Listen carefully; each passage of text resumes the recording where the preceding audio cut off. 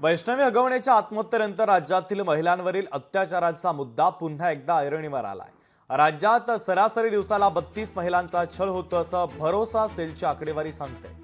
1 जानेवारी 2022 ते 22 मे 2025 च्या दरम्यान राज्यात महिलांकडून अत्याचारासंदर्भात 39,665 गुन्हे नोंद झाले। मुंबई पुण्यासारख्या शहरामध्ये विवाहितेंचा सर्वाधिक छळ होत असल्याचं समोर येतंय। मुंबईत सर्वाधिक 412, अहिल्यानगरमध्ये 196, बीडमध्ये 243, छत्रपती संभाजीनगरमध्ये 266, धुळ्यामध्ये 181, जालन्यामध्ये 180, नागपूरमध्ये 121, नांदेडमध्ये 175, नाशिकमध्ये 237 तर पुण्यामध्ये 229 गुन्हे दाखल आहेत।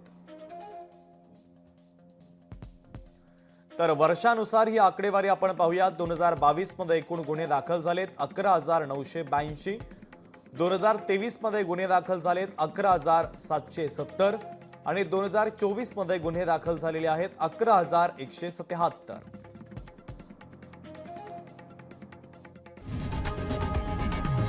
लोकशाही मराठी ऐका, पहा, जागरूक रहा।